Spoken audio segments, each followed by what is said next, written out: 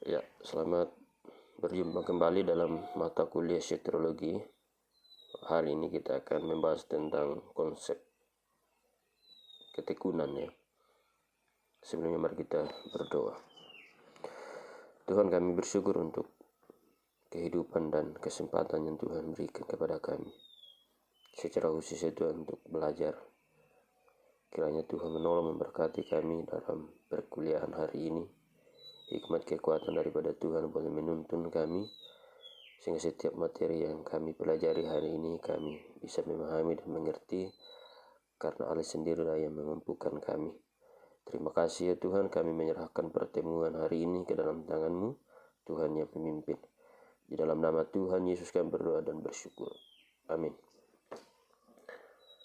Ya, baik saudara-saudara, kita akan lanjutkan mata kuliah kita hari ini soal ketekunan. Ya, ketekunan orang kudus. Tidak semua orang Kristen akan bertekun dalam iman sampai akhir hidup mereka. Nah, ini menjadi satu peringatan bagi kita supaya betul-betul bahwa ketika kita bicara keselamatan, mengingatkan kita juga bahwa menjadi perenungan khusus dalam hidup kita, apakah memang kita Kristen yang sungguh-sungguh atau Kristen yang hanya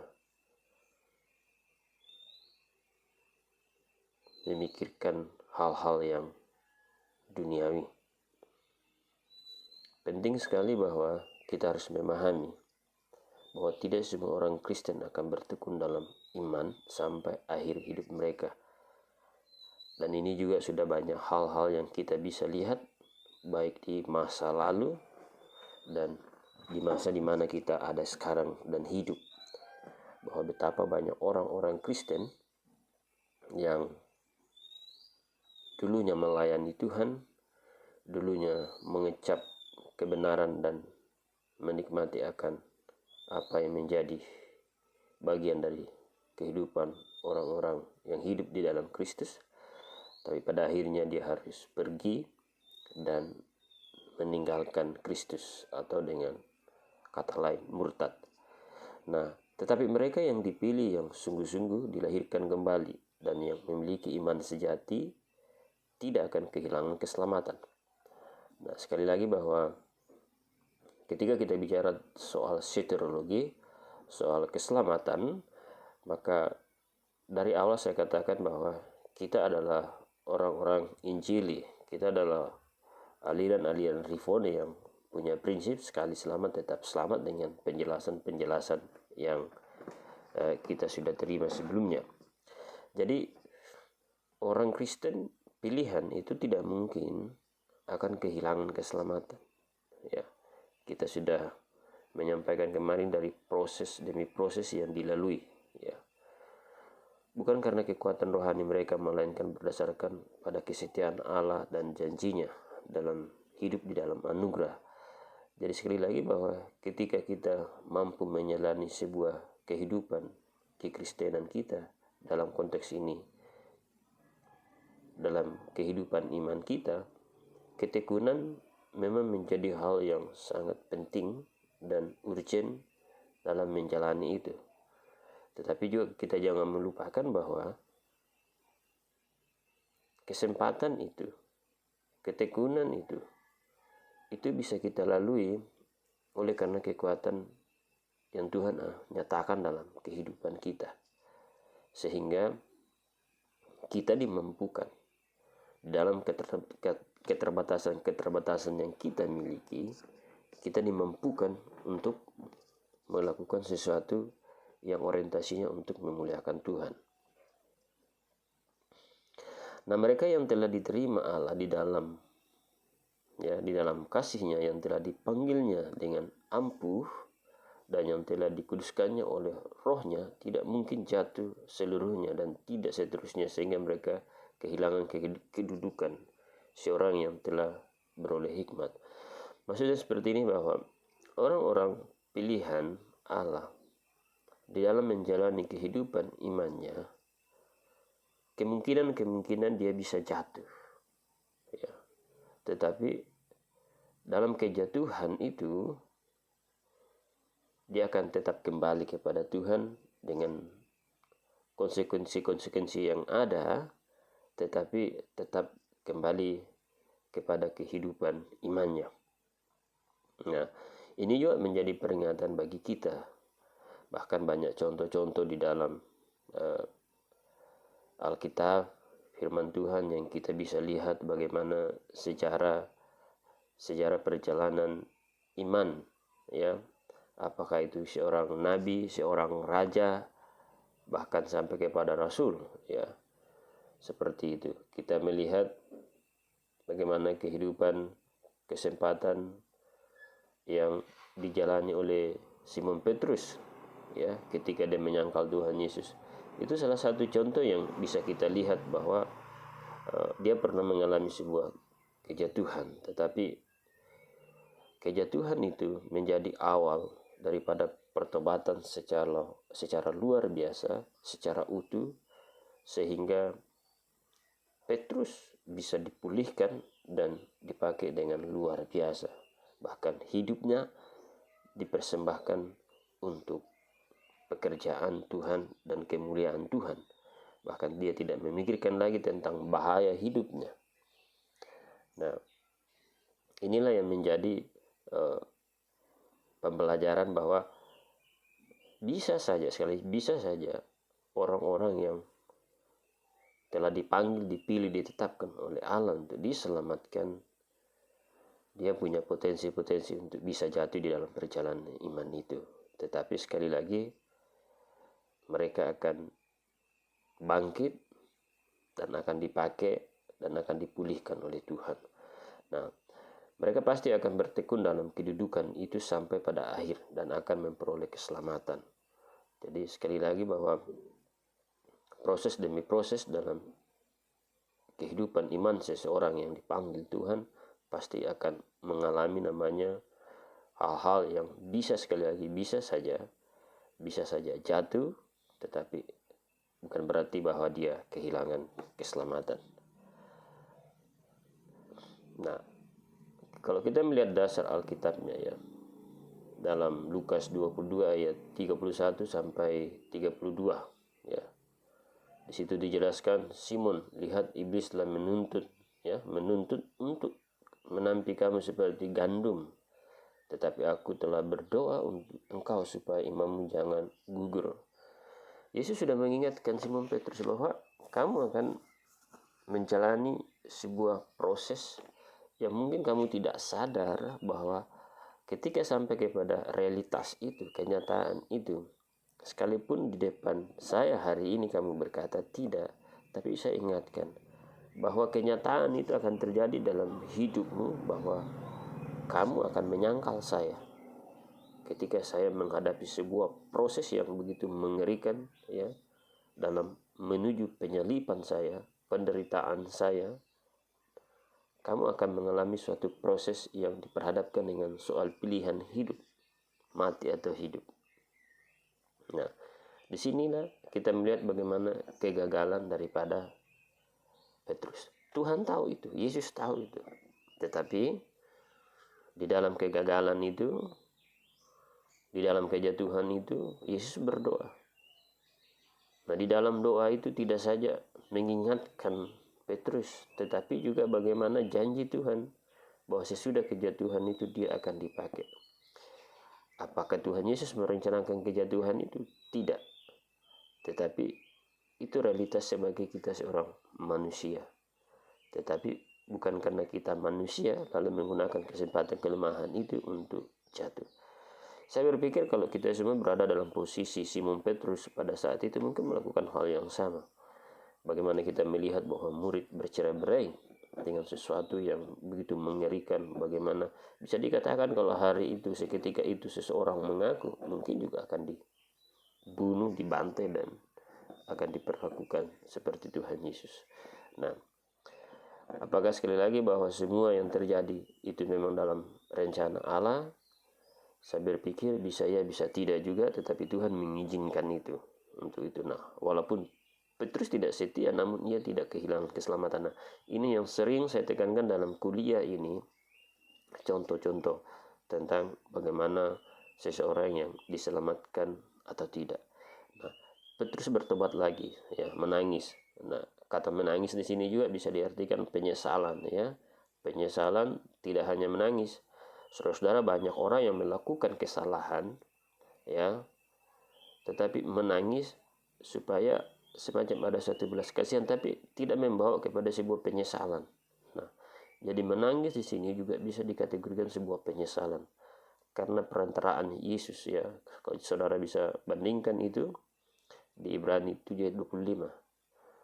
Karena itu ia sanggup juga menyelamatkan dengan sempurna semua orang yang oleh dia datang kepada Allah, sebab ia hidup senantiasa untuk menjadi pengantara kita. Jadi Yesus juga adalah pengantara. Ketika Yesus naik ke surga, dia menjadi pengantara, ya. Ketika Yesus turun ke dunia, berinkarnasi, ya, menjadi manusia untuk menggantikan kita yang berdosa ini, dia juga menjadi pengantara. Jadi sekali lagi bahwa kehidupan pertobatan atau perjalanan iman Petrus itu menjadi pembelajaran bagi orang-orang pilihan Allah. Nah, dalam Yohanes 5 ayat 24, aku berkata kepadamu, sesungguhnya barang siapa yang mendengarkan perkataanku dan percaya kepada dia yang mengutus aku, ia mempunyai hidup yang kekal. Aku tidak, ya, dan tidak turut dihukum, sebab ia sudah pindah dari dalam maut ke dalam hidup. Yesus berkata di teks yang lain, akulah jalan kebenaran dan hidup. Tidak ada seorang pun sampai kepada Bapa kalau tidak melalui aku. Nah, ini adalah suatu penghiburan yang luar biasa, tetapi juga menjadi satu peringatan. Jika kita berjalan, kalau kita mengaku sebagai orang-orang Kristen, orang-orang pilihan, maka sebenarnya kehidupan kita harus selaras dengan apa yang Yesus inginkan dalam hidup ini. Sebaliknya, bagi mereka yang mungkin mendengarkan siapa Kristus tetapi tidak peduli, sekali lagi penghukuman menantikan dia. Nah, kita bersyukur kita adalah orang-orang yang seharusnya dihukum, seharusnya mati, tetapi karena Kristus, ia memindahkan kita dari kematian, dari maut menuju kepada kehidupan. Bukan hanya kehidupan yang sementara, tetapi kehidupan yang bernilai kekal. Selanjutnya kita akan melihat bahwa sekali diselamatkan, selamanya diselamatkan. Nah, ini prinsip dalam teologi reform, ya. Ini merupakan penjelasan yang paling sederhana dan singkat mengenai ketekunan orang kudus.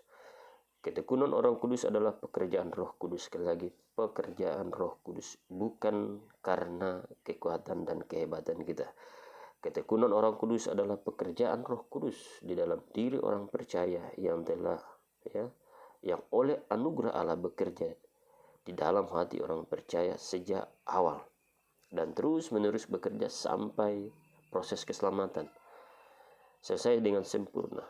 Dengan demikian, seseorang yang telah mendapatkan anugerah keselamatan tidak akan pernah kehilangan keselamatan. Catat dan ingat itu. Seseorang yang telah mendapatkan anugerah kasih karunia keselamatan tidak akan pernah kehilangan keselamatan. Coba kita baca di Yohanes 10, ya. Saudara, mari buka Alkitab di Yohanes 10 ayat 28.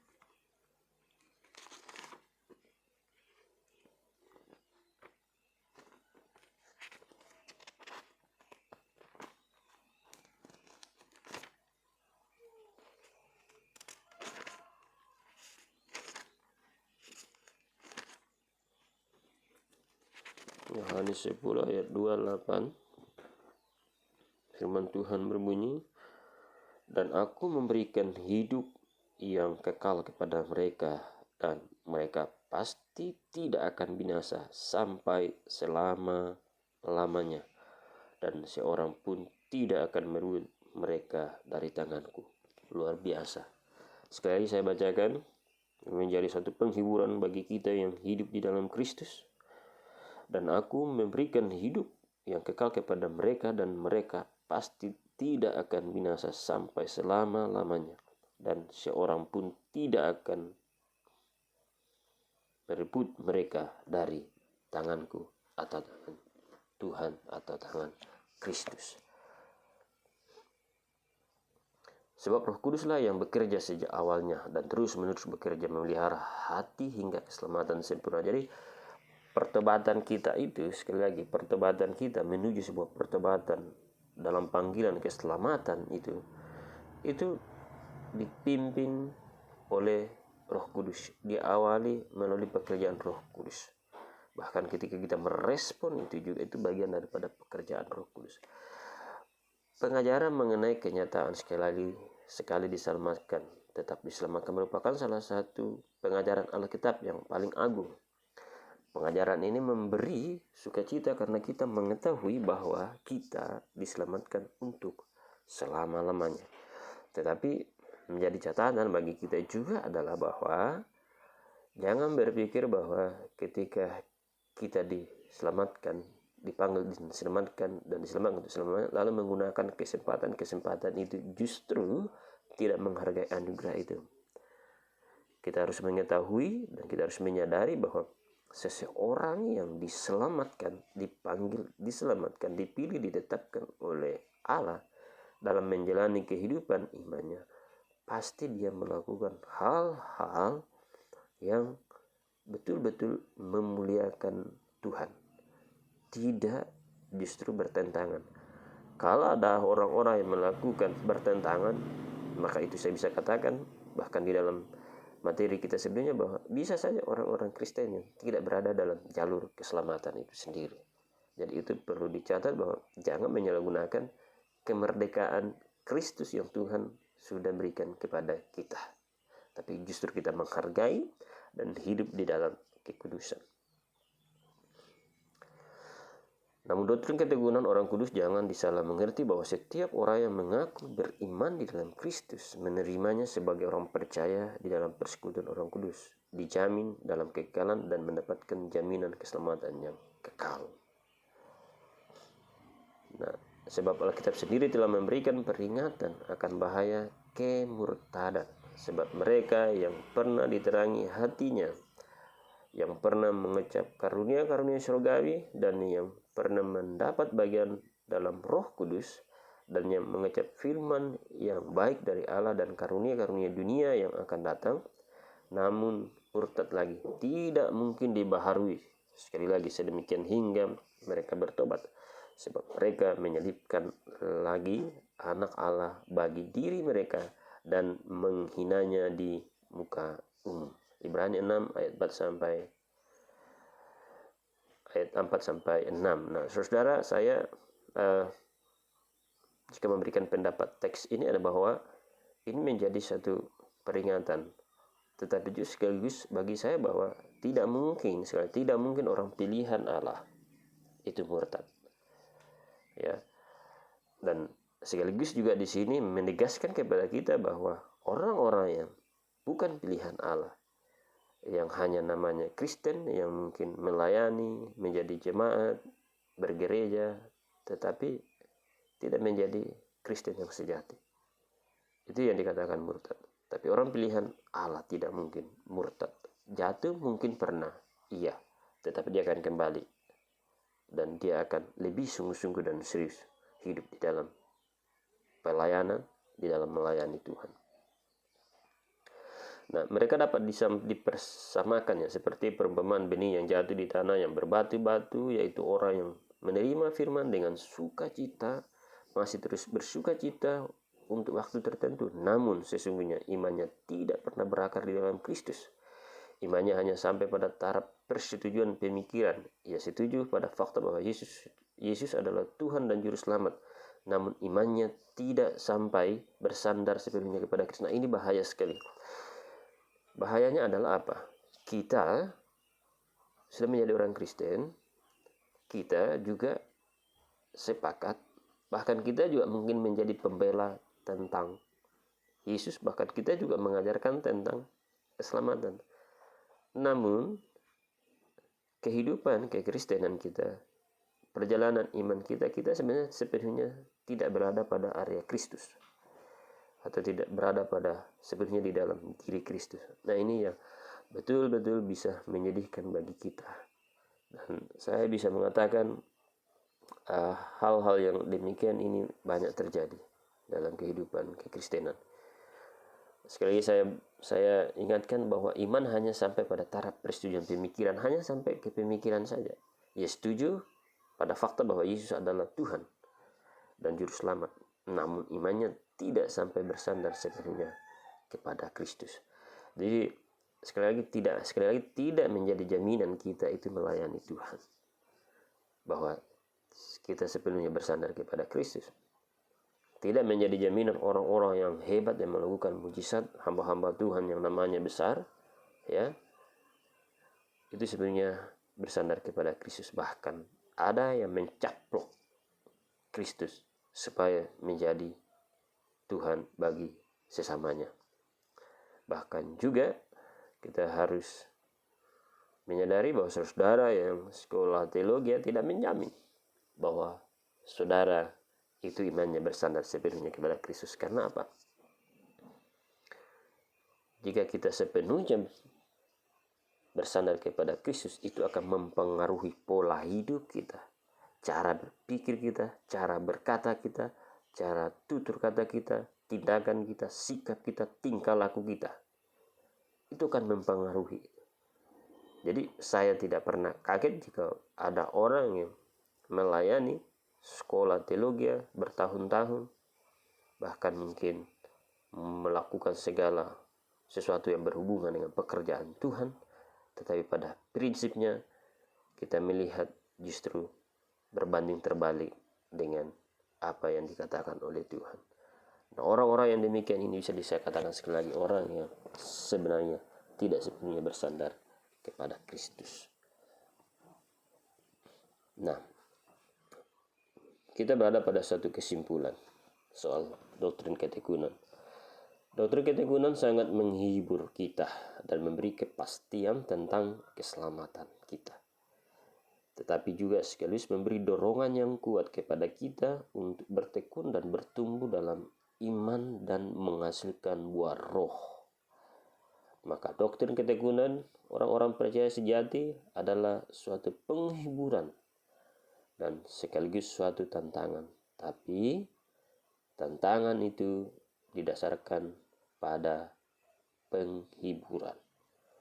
Sekali lagi bahwa saudara-saudara dalam soteriologi, dalam konsep keselamatan, ketekunan itu menjadi sangat urgent di dalam menjalani proses demi proses perjalanan iman kita, seperti apa yang akan kita hadapi di masa depan, bahkan masa yang sekarang, itu menjadi kunci bagaimana iman kita, segala sesuatu yang kita hadapi. Sekali lagi, itu membawa kita kepada sebuah ketekunan untuk bertumbuh di dalam iman kita kepada Yesus, dan bagaimana kita menghasilkan buah-buah roh seperti yang dijelaskan di dalam surat Galatia. Maka sekali lagi bahwa doktrin ketekunan orang-orang percaya yang sejati adalah suatu penghiburan, pengharapan, sekaligus tantangan bahwa kita pasti menghadapi berbagai cobaan ujian hidup ini, tapi percayalah bahwa Kristus tidak akan pernah meninggalkan kita. Roh Kudus memampukan, Roh Kudus menghibur, menguatkan, dan menolong kita. Inilah yang saya sampaikan untuk materi ini. Nah, saya berharap saudara mengerti dan memahami, dan jika ada hal-hal yang belum dipahami, dimengerti, kita akan diskusi setelah mendengarkan video ini, dan kita akan diskusi melalui aplikasi Zoom atau Zoom, dan juga bisa kita melalui WA. Terima kasih, Tuhan Yesus memberkati.